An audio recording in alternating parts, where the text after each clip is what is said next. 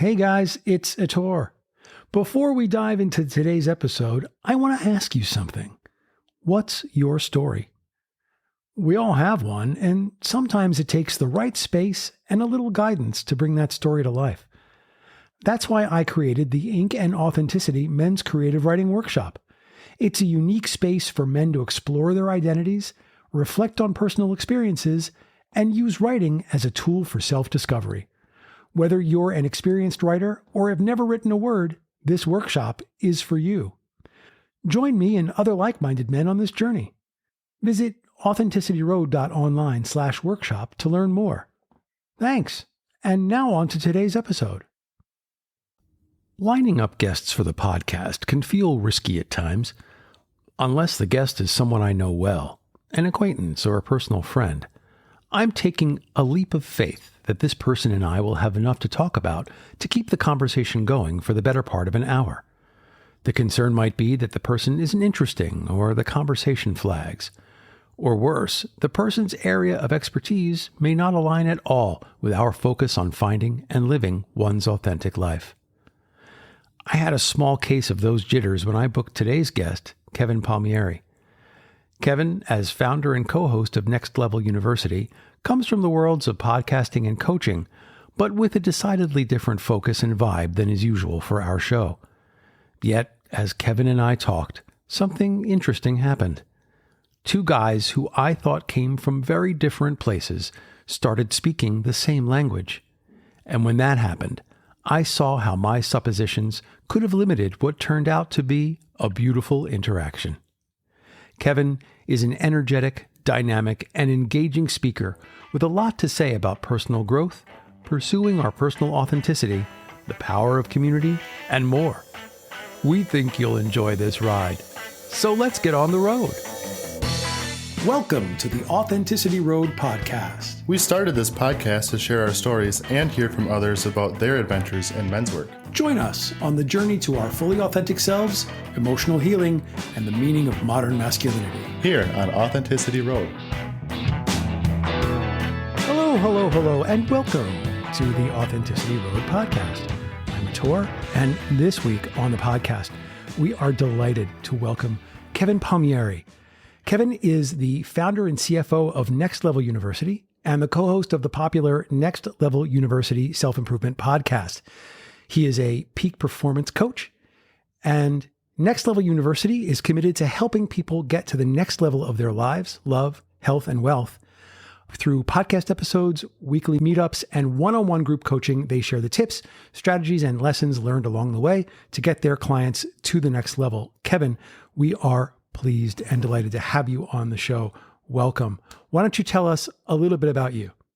First of all, thank you so very much for having me on. I appreciate it. I'll start by saying most of what I do on the day-to-day today is quite literally a dream, and I have to pinch myself because I don't really know how we got here, but I am someone who I like to add value. I like to help people create a new level of self-awareness and hopefully not only ask and answer questions that maybe you never have before, because I think that's where things start. I don't necessarily want to motivate or inspire. I just want to create the opportunity for a new awareness. And I would say that is me in his simplest form. That is me in a nutshell. I love your origin story, and I am wondering if you could share some of that with the audience. Yeah, of course. Much to what I just said, I never really had high hopes of being quote unquote successful in any meaningful way. Was raised by my mom and my grandmother, lower middle class for sure.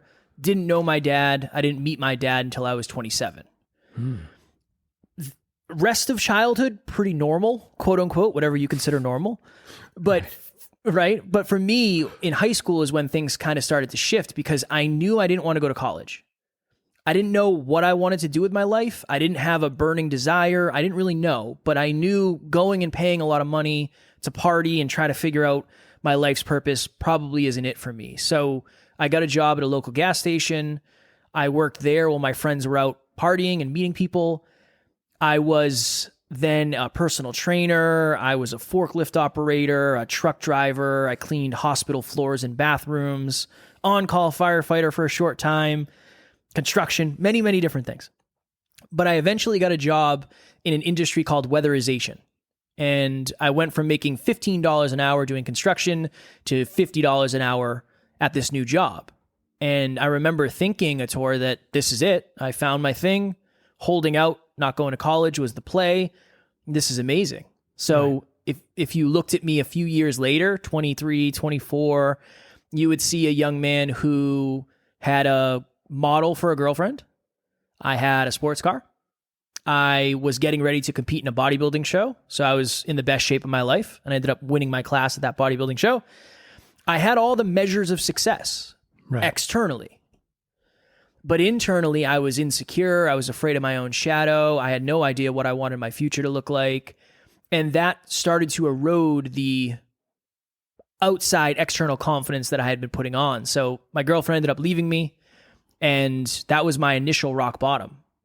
Who's going to love this version of Kev, this broken, insecure version of Kev? Where do I go from here? I would love to say this is the point in life where I really started self-improvement. It is not. Okay. I thought if I go all in on finance, the internal stuff will probably just kind of smooth itself out. Right. That was really in the movie version of your life, that's how it's going to work. Yeah. But in the real version, I said, you know what? I'm going to go make a bunch of money. And my belief is that that'll just fix this. This will fix all this internal stuff. That's probably what it is. I just don't feel successful enough yet. Right. So the next year, I spent 10 months living on the road, hotel to hotel, because my job required a lot of traveling. Yeah. Staying up for days on end, driving 6 hours to a job site, 8 hours, 12 hours, 16 hours to a job site. And we got to the end of the year, final pay stub, I crack it open, and I made $100,000 at 26, no college degree. But if this was a movie, it would be that scene where the main character opens it, looks up and has a deep sigh and says, oh, that didn't do anything. That's not what I expected out of it. I realized that for most of my life, I had lived unconsciously. The opposite of unconscious is hyperconscious. So I started a podcast called the Hyperconscious Podcast. I wanted to have cool conversations, deep conversations, much like you and I are having right now. Fell in love with the podcast as I fell out of love with my job. I've already reached the pinnacle. I'm not willing to do what it takes to get there again. So I start calling out of work, leaving the job site early, showing up late, became a pretty bad employee, obviously. And it just got to the point where I don't know if homesick is even a good way to explain it. I would have to pack a bag on Sunday and go live in a hotel for the week. And it wasn't like I was going to the office and just missed home. I was living on the road, and I was getting depressed, and I was anxious, and I couldn't hold down relationships. So eventually it got to the point where I woke up in a hotel room in New Jersey, 6 hours away from where I lived. My alarm clock went off at 5:15, 5:30. I sat up. I slid to the edge of the bed as I had done 1,000 times before. But that morning, it was like there was 10 televisions on in my head at the same time, and every single one was on a different station. And hopefully you haven't been there, whether you're watching or listening. But if you have, I definitely understand.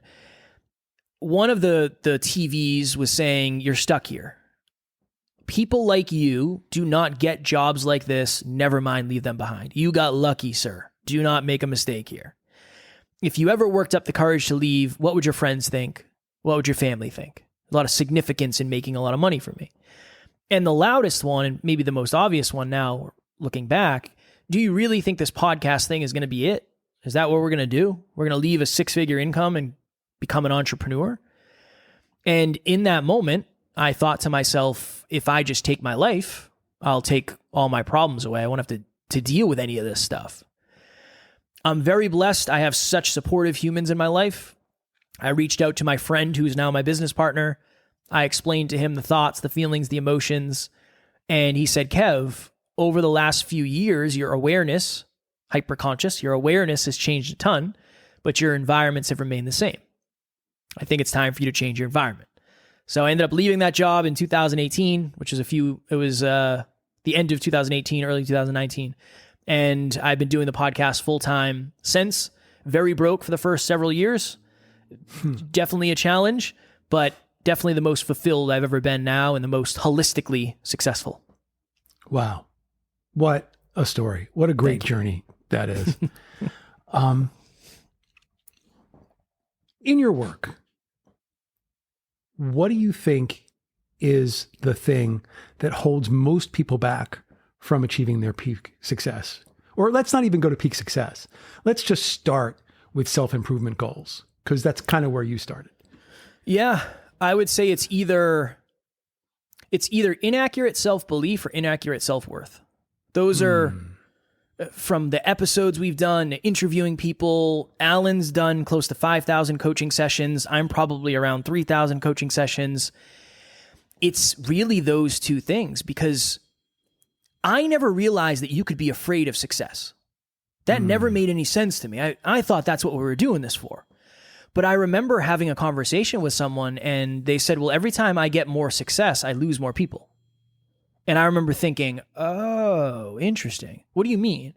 Well, every time I grow and I evolve, I outgrow people and people resent me and people villainize me. What's that all about? Oh, it makes sense that you'd self-sabotage your own success. Yeah. Low self-worth is, I'm not deserving of this. I don't deserve success. I don't deserve the result of being consistent. I don't deserve my dream relationship. Right. So we found that either you don't believe you can do it, or you believe you can and you don't try. You don't feel like you deserve it, or you feel like you deserve it by default and you don't think you should have to do any of the work. That's why I say accurate self-belief and self-worth, not high self-belief and self-worth. I've met some individuals who have more self-belief than I can even imagine having, but it almost tricks them into thinking they don't have to try because they could do it if they wanted. Right. Self-worth is a similar thing where I know a lot of people who feel deserving of success, but they don't have the grit to actually do it because they think they should already have it by default. And unfortunately or fortunately, depending on how you want to look at it, that just is not the way the world is set up. It just doesn't work that way. Yeah. So what is the thing that usually drives someone to seek you out? And before we get there, I actually want to make a little point about something you and I were discussing before we started rolling tape today. And that is that much of your practice is directed at women, or that rather women are more drawn to your practice, it seems, than men are, which I found really fascinating, because we think of this drive for success as being this very male energy and this very male-oriented thing in our society. And instead, what you're finding is women are coming and saying, how can I get to the next level? But so that being said, then what is it what's the switch that gets flipped that someone says, you know what? I need help. I need to get somebody to give me a leg up on this and seek you out. I would guess, and we've tried to do a lot of research, but it can be challenging. I would guess that our audience has experienced the hyper masculine, grind your face off, don't sleep, don't do anything but work, you should suffer, you should struggle, that. And they were turned off by that, understandably. And I think a lot of times it pendulums to the other side of, you can have anything you desire. It should be flowy and easy. You shouldn't have to work for it. It'll come if it's meant to be. And we're in the middle. We're more in the middle of, I work very, very, very hard, but my goals are also massive, so I have to. If you're out there, you don't have to work as hard as I do, unless you have the goals that are similar or the same to mine. But I also have a deep belief in the law of attraction. I have a deep belief in being emotionally intelligent. I have a deep belief in vulnerability and crying on the podcast if that's what is happening that day. I have a deep belief in sharing my losses just as much, if not more, than my wins. I think it's the juggling act of, I want to be a peak performer who is capable of accomplishing whatever I want, but that will never be at the detriment of my character. I refuse. Me being successful means me being a good man first. Right. It doesn't matter how much money is in the bank if I'm a terrible human. And I think the audience resonates with the fact that we're trying to give permission to be imperfect through showing our constant and consistent imperfections, is what I would say. Stay with us. We'll be right back. Hey guys, it's Ator again. Sorry to interrupt the show, but I want to tell you about something I'm really excited about. If you've been listening for a while, you know how important it is to take time for self-reflection and growth. That's exactly why I've created the Ink and Authenticity Men's Creative Writing Workshop. This is a 6-session online workshop designed specifically for men.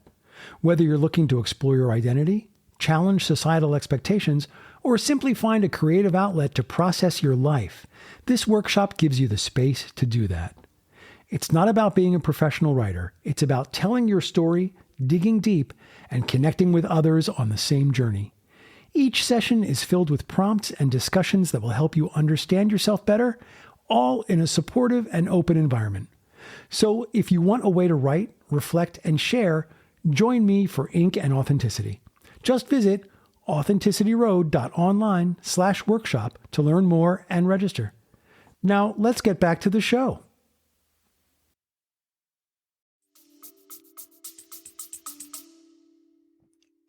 Let's go back to mindset for a minute. And you were saying that having an accurate self-image or an accurate view of yourself is an important part of the mindset. How does someone get that accurate view? I don't know if you can really get it without action. And the reason I say that is because you might convince yourself, so let's just do this. I am now of the frame and of the mindset that goals, dreams, fears, comfort zones are just like food. In the fact that many of us have convinced ourselves that we don't like oysters or we don't like whatever food it is, but we've never tried it. So we almost run in the opposite direction. We've convinced ourselves that we don't like it. So the chances of us liking it are very, very slim because we'll never try it. I think it's the same when it comes to our mindset. If your mindset says you can never be a speaker, what are the odds that you ever do anything within the bucket of speaking? And it becomes this self-fulfilling prophecy of, if you don't think you're capable of being a speaker, say you're at an event and someone says, hey, does anybody want to come up here and give a shot at a speech? You're not going to raise your hand. No way. But if you believe you can be a speaker, you're looking for opportunities like that. So one version is avoiding opportunities like that. One version is searching for opportunities like that. I think through action, you can take more accurate shots. So as an example, somebody saw me speak on stage at an event we did, reached out to me and said, I want to be a speaker like you. Awesome. If you want to be a speaker like me, you have to start speaking like I did. Not where you saw me. You saw me as a shining example of 7 years of practice, not where I started. So the action is this. Do not replicate what you've seen, replicate what's been done in order to get to where I am. I said on a scale of 1 to 10, how outside of your comfort zone / impossible does it feel for you to do a speech on a stage? And she said 12 out of 10, could never do it. I disagree that you could never do it, but I do agree right now is probably not constructive. Okay. What if you just recorded a video on your cell phone and showed nobody?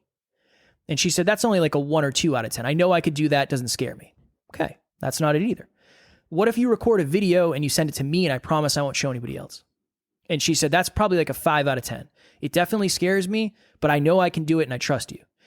She did that. She's way further ahead than she ever would have been if she said, well, I'm doing a video to myself is not worth it, but there's no way I'm going to get on stage.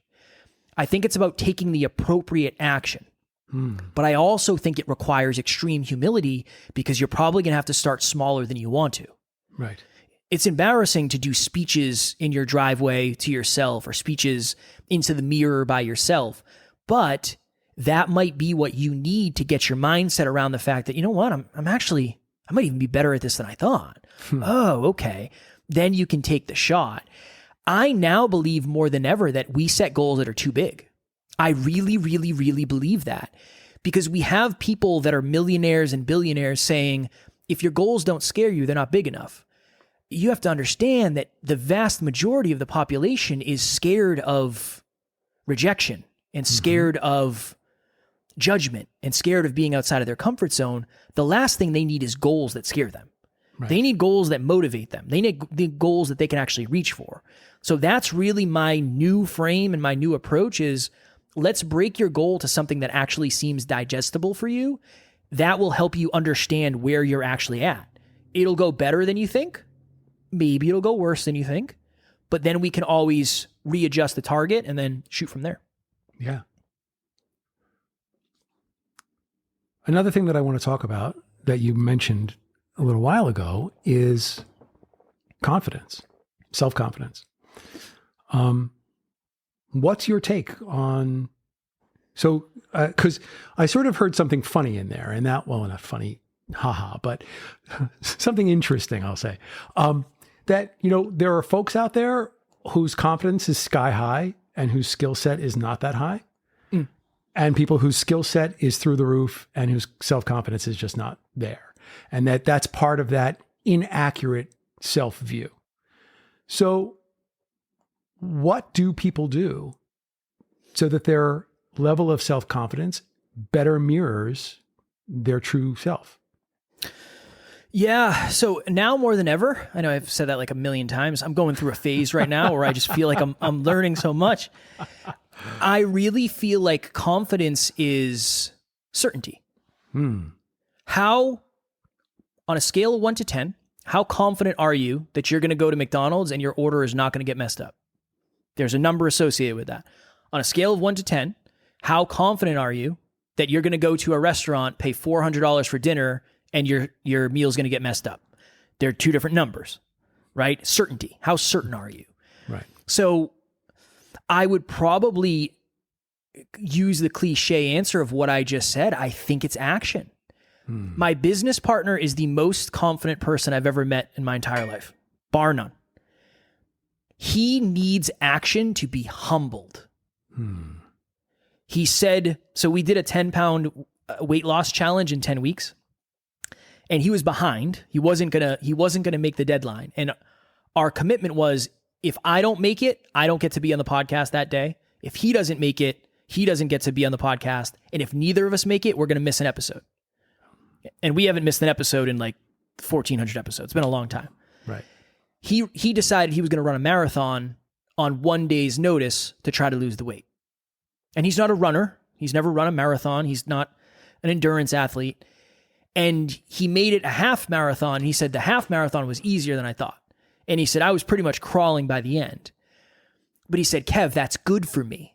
I need that humility because it helps me level set where I actually am. Where for me, I need something to go better than I think it's going to go, because then it proves to me that I should be more confident than I actually am. I don't know if there's any replacement for action, because you can read all the books about how to swim, but the second the water goes over your head, those books kind of go out the window and you got to figure out how to do it. When I learned to snowboard, I watched 5 hours of video on YouTube. And the second I got on the mountain, I was like, I don't think any of those were useful. I don't look anything like they did. So it is cliche as it might be to use the same answer for two questions. Yeah. I think action is the cure-all. I really, really, really do, as long as you can detach your self-worth from the outcome. We have something we call fear chasing. If you do something that scares you, especially if you're someone who feels like maybe you lack confidence, I do not care about the result at all. All I care about is the effort, because the result is something that you never would have gotten anyway. So it almost doesn't matter. Let's focus on the effort. The effort is replicable. We can do it again, and we can improve the effort, and then we can improve the result. I am a huge proponent of that. I think the reason I have confidence now is just because I've done so many things I didn't want to do. And I have certainty that even if things do go wrong, which they will, I've bombed speeches and I've had bad coaching calls and I've had all that happen.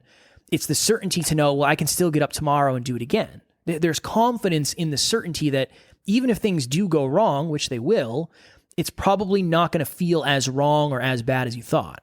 Yeah. Yeah, absolutely. And you said something really key there, something that is a great belief of mine, particularly when it comes to coaching, when it comes to doing men's work. Detaching myself from the outcome is just so essential. For so many years, I tried to micromanage everybody's experience of me. I tried to micromanage my experience of everything.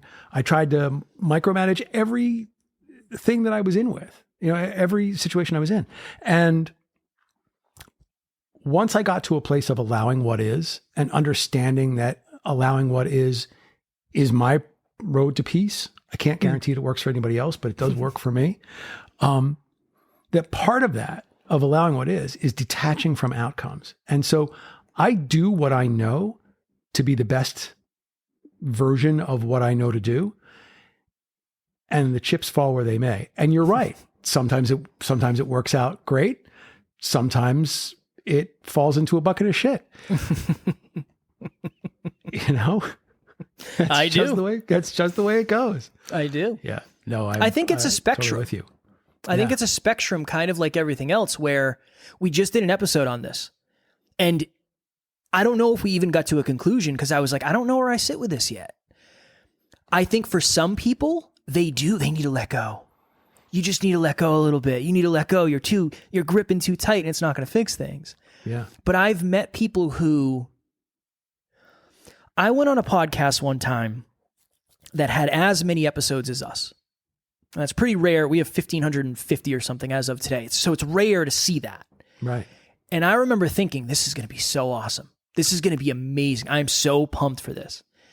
And it was very underwhelming. It was all over the place. The tech was wonky. They didn't even know who I was. It was weird. It was a weird interview. Right. And I had that moment where it's like, they need to worry more.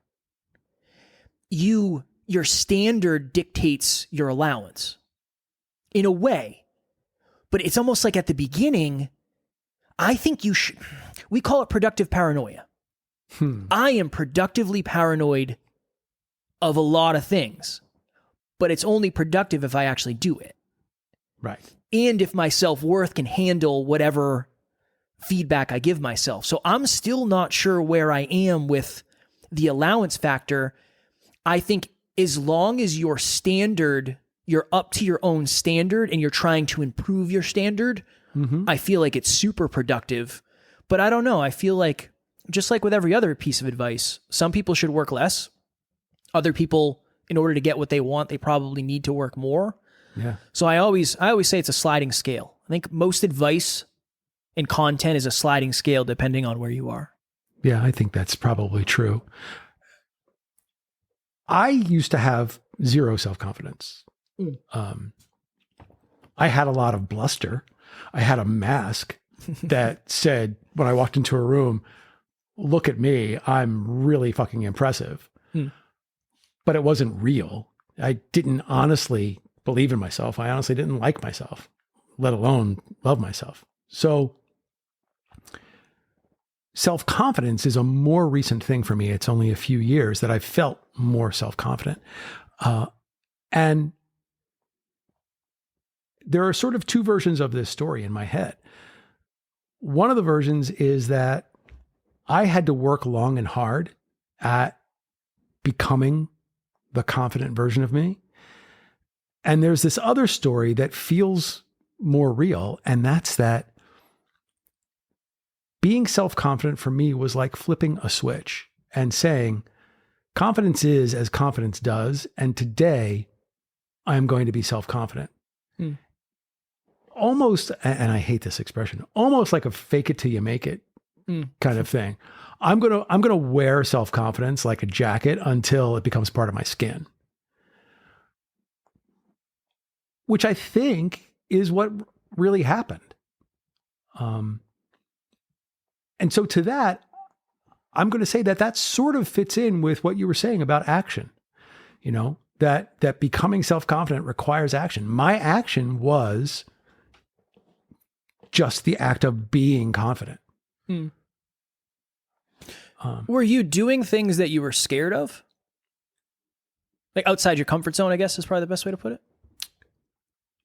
Well, sure. Because at that point, I was relatively new to the arena of men's work. And so I was doing a lot of dipping into the dark corners of my brain, unearthing things that probably wish that they had been left hidden. So yeah, I was doing things that were uncomfortable, not in my professional life.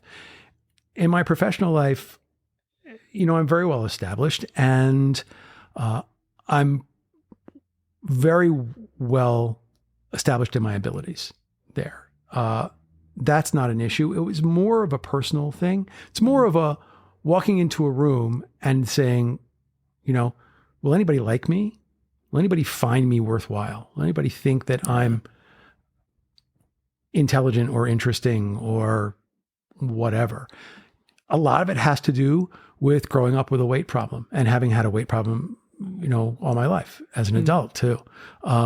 That feeling like, when I walk into a room, the first thing someone's going to see is my weight and not my wit or my intelligence or anything like that. And so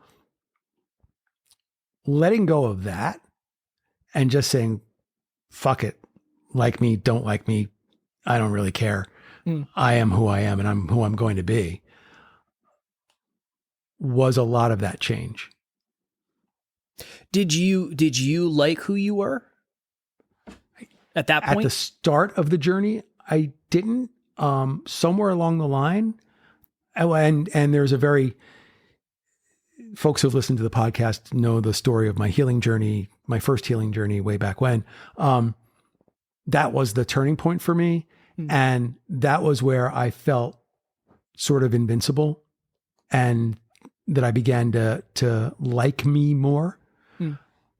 It was later in the journey that I also began to love me. And once I learned to love me, I was also able to learn to love everyone around me in a way that was not transactional. Because I think that, I'm not going to say I think that, I know that. I know that most of the way that we are taught to look at love is in terms of it being transactional. Yeah. I love you because you do this, you do that, you are X, whatever. I love you because you love me first, whatever. Rather than just saying, I love you because you are a being on this planet and you deserve my love unconditionally just by virtue of being here. It was after I learned to love myself that I learned to have that kind of love for others. I really think that's profound. Confidence, because you hear it often, just don't care what people think. Yeah. Thank you for that breakthrough thought. I appreciate that. That's what I'm trying to get to, but I don't know how to get there. I feel like that's impossible. Right. Or the opposite is just live your life through the lens of everybody thinks stuff about you and it's going to cause us not to do anything. I think confidence really is knowing when you leave the room, it's okay if people don't like you because you like yourself. Yeah. That's Absolutely. really now more than ever, because when you go into an environment, you're overthinking, like, do these people like me? Do these people like me? I hope they like me. What if I don't say the right thing? I think confidence is you being you, an aligned version of you, right? Not an ego version, but an aligned version, a balanced version.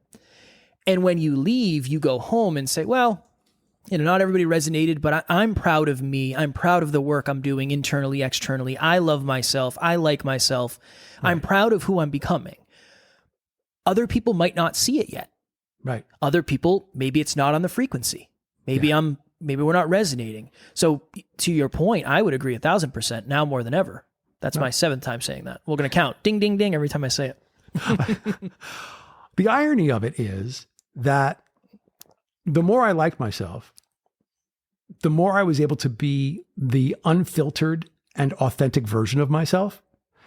And the more I did that, the more people liked me. So I was afraid, well, if you really saw what was under all of these wrappings, you're not going to like him very much. Yeah. And the truth is that when I unwrapped what was under there, people liked it more.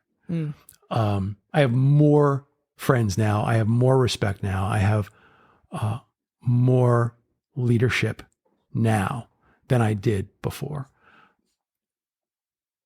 Part of this not caring what other people think comes from, well, first of all, the reason to say I care what other people think is because I was a Mr. Nice Guy. I was someone who was always seeking to gain approval by caring about other people's experience. Once I let go of caring about anyone else's experience, that not caring, but that understanding that I am not responsible for anyone's experience but my own. Once I let go of that, I was able to take nothing personally. And those are keys. They're sort of a variation of when I leave the room, it doesn't matter if they like me because I like myself. Yeah. Because it's not about me. People's reactions are about their stuff, not about my stuff. What do you identify as now? So Mr. Nice Guy before, what is it now? What's your identification now? Well, I'm using Mr. Nice Guy in the sense of Dr. Glover's No More Mr. Nice Guy. I don't know if you've ever read that book. Yeah. What do I call myself now? Well, not a nice guy. I'm going to say I think of myself as an authentic guy. On brand. Yeah. It's not without reason that is the name of this podcast. Oh, I figured as much, but I just wanted to, I wanted to try to get there, see if we could get there. Yeah. I respect that. Because that's the thing is when I met you, obviously the first thing I did was compliment your voice naturally. And your energy is just, I feel like you're super nice and super warm. You know what? I don't like the word nice because nice to me feels like, I almost feel like nice can be fake. I believe what I am is kind. And I think that's maybe what reads as nice in that sense. The other thing is that, my highest aspiration, my highest purpose in this world, I believe, is to be peace in every room that I am in, to be love and to be peace. And that also contributes to that sense of, oh, this is a nice guy. Part of it is that as a coach, I believe that I have to bring safety to the room. That my first job is to be safe for this other person in order to get them to go where I need them to go. And you probably experience this yourself as a coach, that you have to bring a sense of safety to the room. Yeah. In a lot of things. I go on so many other podcasts where energetically I'm always trying to make people feel safe because I know what it's like to be on the other end. Right. And I think a lot of people probably think I'm more successful than I am. So they get it in the head of, I don't want to mispronounce this, or he's a podcast. It's like, look, I've made way more mistakes than you have. Don't worry. You're fine. Right. So that's another, I try to go in warm. I sing. Right. I think I was probably singing when I came in the room. That's what I do. I just want to break the ice and say, look, I'm weird. I am wildly imperfect. If you want to be imperfect, we can do it together. Right. I'm all for it. And I think that speaks to when you're authentic, it gives everybody else permission to be authentic too. Yeah. Why is it that the thing we all want the most, just to be ourselves usually, is the hardest? Because we're waiting for somebody to be themselves first and show us it's okay for us to be ourselves and we don't have to worry about being judged for it. So I think that's what's being accomplished oftentimes. Well, and the judgment is important to note because we're taught not to be ourselves. We're taught from the time we go to school not to be ourselves, right? Well, even before school, when you fall down and skin your knee, if you're a boy, you're told, don't cry, just shake it off, man up, right? And then we go to school and we learn this in this very programmed way. And we're all taught to learn the same things and to behave the same way. And individuality is quashed. And so we never have the opportunity to really feel into our authentic selves. We're not rewarded for being our authentic selves. And so it's a shame that it takes until adulthood and a couple of failures and whatever else is underneath you for you to say, you know what, screw it. I can't do this anymore. I've just got to be me. And some guys, well, I'm not just going to say guys, but some people never get there. Yeah. Some people live their entire lives. They go to their graves never having really been themselves to the people around them. And that's sad. It is. And I often wonder, is Is it the two-way street of it's really hard to be yourself around people you don't feel safe around? I think one of the biggest things is the community. So self-belief, self-worth, community. The people around you, it's hard enough to be yourself. Never mind when the people around you do not make you feel safe enough or allow you the space to feel safe, depending on, I don't want to say they make it. But I wonder, because then when you find a super positive community, why does change start to happen? Yeah. Because I think it's allowed, here you're allowed to be yourself. Just be yourself. Right. I don't care what that means. Whatever it is, you be yourself. I'm going to be myself. Yeah. I think the community is a big thing, but I do think it's trending. Do you think it's trending in the right direction now? Wow. That is such a tricky question, because I think that there is a subset of folks out there who have gotten this message and are pursuing the best versions of themselves in the most authentic ways. And I think there's also a lot of anger and hate right now, and a lot of divisiveness in the world right now. And that contributes to people really hiding or falling in line behind something that they think they should fall in line behind, rather than expressing themselves. And so I think that for those people who have gotten the message, it is truer than ever. And now more than ever, to borrow your phrase, that there is a burgeoning community of this. And so there is a new energy out there, and it feels like something different is happening than has ever happened before. But I think that there are also a lot of people who haven't gotten the message yet. Yeah. Well, and how do you really know what to look up to, what you desire to look up to, if you don't know who you aspire to be yet? Yeah. There's a big piece of, so going back to one of the original conversations, Alan and I, my business partner and I, both grew up without fathers. So his father passed away in a car accident when he was 2. I didn't know my dad. That has to do with some of the ways we operate as men, where I'm cool with crying, whatever. For me, I think being a man, this is my version, is trying to be the most authentic version of me, but authentic also being the realist, unguarded version of me. Where when I leave here, it's not, he had tattoos and was this and this and this. It's, he was just there, and he went with it, and he didn't hide from it, and he was just there. Like, that's really, I went on a podcast, and oftentimes podcasts with men get weird for me. There's an ego bump. It gets weird sometimes. And this guy he was kind of all over the place. And he said, well, what makes that alpha? Like, what makes a guy alpha? And I was like, I don't know. I don't even want to use that word. I don't even like that phrase. I don't like that. And he said something about like, well, is crying alpha? And I said, I don't know. I don't want to get into that. I'll tell you this. I think what is sought after, what is desirable, what is appreciated, what is noble is something like a lion. A lion goes out and does what a lion does, and it wins and it loses and it gets beat and it goes hungry. But when it comes home, it takes care of the pride and it snuggles with its partner, and I'm sure it cries and it gets nipped at by the little lions. I like to think of that. I think it's the balance of, I'm going to go out and achieve, but you better believe when I'm with my wife, I am a puppy dog. And I do dishes and I do laundry and I do whatever has to get done, because for me, that's what I aspire to.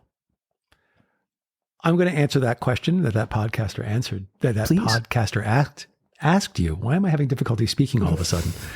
Let me take a little sip of water, and then I'll ask the question again. Yes. Well, what I've learned recently, Latour, is now more than ever. Now more than ever, I need a sip of water. I'm going to answer the question that podcaster asked you. And that answer is crying alpha? And the answer is a resounding yes. Because if alpha means I am leading, that I am modeling leadership by example, that I am showing the world that I can be anything I want to be, then crying is definitely an alpha trait. And I think that more guys need to learn how to cry. I agree. Yeah. I agree. I love it. My business, one of the reasons I'm so grateful for where we are and what we're doing is my business partner and I have the best relationship. We cry together all the time. He'll say, like, it sounds like you need a good cry, brother. It's like, yeah, dude, you know it. He had and he wouldn't mind me sharing this. He had a tough therapy session yesterday, and he texted me. He said, "Hey man, can we reschedule? Like, I uncovered some stuff today and I need some time." And I was like, "Yeah, of course, man, you're good." That type of relationship. But I think that's why we're so close, because we're so real. Yeah. We've cried together. We've laughed together. We've been successful. We've been unsuccessful. So to your point, I like that. I think that's a really good definition. I'm going to be completely honest with you, completely Please. authentic, if I may, now more than ever, and say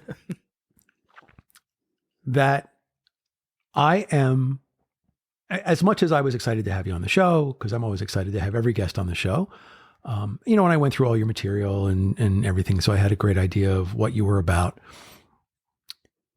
But I am really thrilled at who you turned out to be, because you and I have never met before this day. You and I did not have, frequently with a guest, I will have a pre-interview where I go over, okay, we're going to talk about X, Y, and Z and blah, blah, blah. I did not have a pre-interview with you. So meeting you just 3 minutes before I hit the record button was the first time that you and I had ever interacted. We didn't even email each other because we emailed through your assistant. And I made a mistake. I violated one of my rules, and I had a preconceived notion of who you were rather than letting who you were just unfold. And so I thought, okay, so bodybuilder, 1,500 podcast episodes, really success focused practice, thousands of sessions under his belt, of coaching sessions under his belt. This guy's going to be, well, I hate to use the word, but this guy's going to be, stereotypical alpha, right? This guy's going to come in and he's going to be all hard edged and he's going to be like, like that old SNL skit, "We are here to pump you up," right? And that it was going to be like A Day with Arnold. And instead, you are this warm, charming, affable, sweet-natured fellow who I'm feeling, I'm really getting along with and whatever. And I'm thinking to myself, well, this is not what I had in mind at all. This is not where I thought this was going to head. So I'm just being completely open and honest in front of you and the audience that you are delightful. And I'm really enjoying this time that we're spending together. I want to move from here to something that's really important. I'm sure in your practice, I know it's important in the work that my listeners do. And that is limiting beliefs. Talk to me a little bit about why we have them, what they do to us, how we lose them. I first want to say thank you so much. You can see I got some waterworks going on here. I appreciate that more than you know. I work very hard at a lot of things, but if I lose my character, I lose everything. I do not want to be successful without character. I do not want to be successful without whatever that is. Like that is the most important thing to me. This is a realization I had recently. That now more than ever? Now more than ever, I believe this, Ator. Somebody asked me, they said, "What does legacy mean to you?" And I said, probably not the answer you're used to, or maybe not the answer you expected. Legacy to me is I only have one shot with you. Mm-hmm. Most of your audience has never heard of me and may never hear from me again. I may never talk to you again. I don't want that. I do want to talk to you again. Right. Legacy for me is this moment, because after this, I don't exist to most of these people. Right. So I better show up and I better give it everything I have every single time. Because if I don't, I'm not doing my job. I'm not doing my purpose. I'm wasting time. I'm wasting effort. I'm wasting energy. There is a piece of me that is hyper. I went to jiu-jitsu yesterday. Somebody locked in a choke and I bit through my lip because I didn't want to tap and I was bleeding all over the place. And I was like, yes, I love this. This is amazing. I love this. But there is the part of me that is so afraid to disappoint people. So afraid. That is my kryptonite. If I left here, there was a part of me that got so triggered when you said, I got to be honest. I was like, oh no, I let him down. Yeah. There was that small piece of me. So all that to say, I am uber grateful for the compliment. It genuinely means the world. And I would mirror that back to you. I have felt 10 out of 10 aligned with you since the second I got on here. And there's a part of me that wishes we could do this every single day forever. Obviously not super sustainable, but I have so much love for you and what you're doing genuinely. Wow. Thank you. And the thing is, this is an audio only podcast, but I wish people could have seen you in that moment, because where you legit got misty eyed and started to tear up a little bit. I was watching, I'm actually getting chills talking about this. I was thinking, see, yes, that's what I was talking about. That's the warmth and, genuine sweet nature that I was talking about. I wish people could have seen that. That was really but sweet. See, that's the thing is that's you caused that. That's what I'm saying is that wouldn't have happened if you were not you, not in the way it did. Right. That's the community thing. You make it okay. Yeah. You make it okay. So yeah, I just want to make sure you take all the love out of it too, because I'm mirroring it back. Yeah. What we're talking about victory lap. Yeah, we're going to talk about limiting beliefs. Limiting beliefs. Limiting beliefs are, from what I have seen, it's usually something that happened earlier in life that we then assign some sort of gigantic meaning to, and then it becomes a self-fulfilling prophecy. So the easiest example for this is someone who self-identifies as shy. When they're 5 years old, they're outgoing as hell. They're running around the beach and they're whatever, running around the classroom, whatever. Then when they're 8, somebody says, oh, you're so shy. Why are you so shy? Then they say, like, am I shy? I don't think I'm not shy. Am I shy? When they're 9, they start to identify as it. Like, oh, I'm shy. Okay, I'm shy. By the time they're 15, 16, they don't raise their hand because they're shy. And eventually it gets to the point where they self-identify as I am shy. A limiting belief is no different than an empowering belief that has been downloaded into us by someone else. It's just not as serving. So 2 versions of humans. A baby who is told for their entire life they're worthless, they're useless, they're not good enough, not smart enough, will never be successful. Imagine what kind of beliefs they're going to have. The opposite end. A baby that's born into this world and is told, you're amazing, you're enough, you're beautiful, you're gorgeous, you are going to be successful, you're going to change the world. That person is going to have a lot of different beliefs, empowering and or limiting. So I think the only way to break them is to first admit them and admit how afraid of them you are. And then start disproving them through small micro actions. That's the, I'm not a speaker. I was never a speaker. I didn't go to college. I'd never given presentations. I just have 2,200 reps. I just have a lot of reps. So I'm very confident here. Right. For a long time, and I still get that. I still get limiting beliefs around when I log on to a podcast. Do I belong? Am I going to be able to hold my own? Am I valuable enough? All that. Right. So the other thing I would say is recent and relevant proof. I went on a podcast recently, a tour, and I was doing research as I do. And this person was a doctor, and I don't know if they still did, but they used to work for NASA. So this person was a space doctor. Okay. Wow. I didn't know that was real. I thought that was something you'd see in a movie. I didn't know there was real space doctors.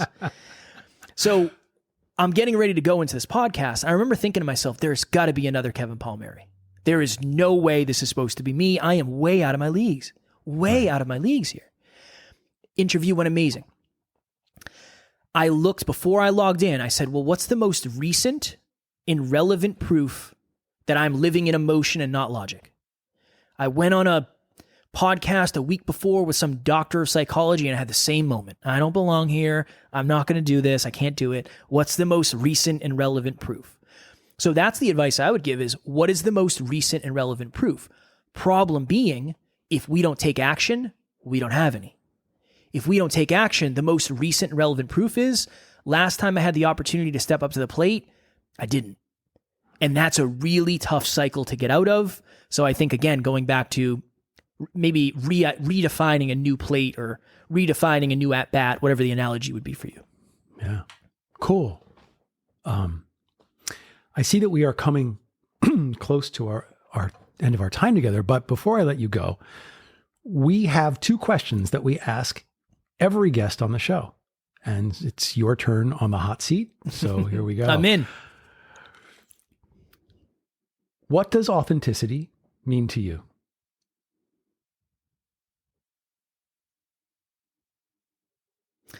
Moving forward with what you know you should be, regardless of the discomfort it creates within you.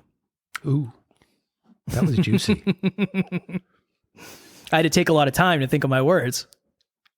But they came out juicy. Thank you. I'm going to, as soon as I get off and listen back to the playback, I'm going to write that down. Well, yeah, don't ask me to say it again because it's gone. Yeah. That's, I might just, you know how that goes. Yeah, I might just embroider it on a pillow or something. Please. That was a good one. It's yours. One of these days, I've always said, I'm going to compile all of the responses and put them in a book. Question number 2, which is your chance to freestyle, is what is it that I did not ask you that you wish you had been asked? Ooh, put me on the spot. These are always tough ones. Or if you want to answer it a different way, what's the thing that you know that I don't know that I should know? One of the most profound experiences of my life was meeting my dad. Somebody I never thought I was going to have to meet. So I said some pretty bad things about not caring if he died or not. Yeah, just mostly that. I hope he dies. I hope he's dead. I don't care. Meeting him at 27 years of age and seeing that I was sitting across from a child. Somebody who had not done an ounce of the work I have done on myself, didn't have the self-awareness. That was one of the most freeing things I've ever experienced because I realized that he was not capable of all the power I had given him over my life. Not that I didn't have love, not that it wasn't challenging, not that it wasn't emotional, but having that experience, getting to see this man that I had created in my mind that didn't exist the way I thought he did, getting to close that box, forgive him, and say, look, it's not personal. It wasn't personal. You didn't wake up one day and say, I'm going to really screw this kid's life up. That's not what happened, right? That's not what happened. I had the opportunity to hang out with him a few times after, and then I decided on my own accord that I am not willing to invest the time, energy, effort, focus, heart into this relationship to maintain it. And I kind of just let it float away. I feel like that healed such an important piece of me. So since we're talking predominantly to men, that might be something. Maybe that's something for you out there if it resonated with you. Yeah. So what's the lesson there? What's the learning? The thing that scares you the most is probably the thing that you should do. I didn't want to go see my dad. There was zero part of me. I did not want to do it. Yeah. I wanted to avoid it forever. But the bravest things we can do are usually the things that are going to facilitate the most growth, I would say. Yeah. And that's just another lesson of none of that was external. That growth with my dad was internal. All of that was internal. I'm a man now somehow. And so external stuff you can see. Internal stuff is what you feel. And if you're putting as much effort internally as externally, I'm willing to bet that you will be quite holistically successful. External, internal, well-rounded, right? So yeah, I would say that's the lesson. For me, at least it was. Wow. Cool. Before I let you go, if people want to find you, how do they find you? You could search Next Level University after you listen to this wonderful podcast. We do an episode every day, so you'll hear it. Honestly, it might not be great for you because, like we said, we talk to a lot of women, but I do feel like if this is aligned, that would be too. My handle on Instagram is @NeverQuitKid. So questions, comments, concerns, anything you got, I do my own social media as of right now. So I am more than happy to respond. If you want to get outside of your comfort zone, send an audio message or a video message. That's always my challenge. I know we're afraid of stuff like that. Trust me, you'll get one back, I promise. That's a cool invite. And the website is nextleveluniverse.com. Correct? Yes, thank you. And that is where you find the podcast and about the coaching. And you also have a course that's available, right? We have a free course called the Next Level 5 to Thrive. We're putting another free course up from our last live event next month. We have an app that's free. So there's a lot of free stuff. No matter your self-improvement set point or your financial set point, there's something there for you. Yeah. And I want to back up and correct a misapprehension. Just because our audience is mostly guys and just because your audience is mostly women right now, that doesn't mean that it's incompatible. I think that guys would really enjoy your podcast. I think that, well, as I said before we started rolling tape, I think there's a big masculine energy there, and I think guys will really identify with it. And not only that, I think the information that you have going is really great. You don't get to 1,550 episodes by just talking out of your ass, or maybe you do. I don't know, but I don't think that you did. Yeah, I'm sure it's been done. We try not to. We try not to for sure. But again, Kevin, thank you so much. This has been so incredibly awesome. And so with that, I'm going to say that it is time to throw the bags back into the jalopy and head out onto the authenticity road. So on behalf of the show, I am Ator, and until the next time we meet, please be authentic. Goodbye. If you enjoyed this episode, be sure to subscribe so you're notified when a new episode is posted. Thanks so much for listening. We hope what you've heard will help you on the road to your personal authenticity. Visit us at www.authenticityroad.online.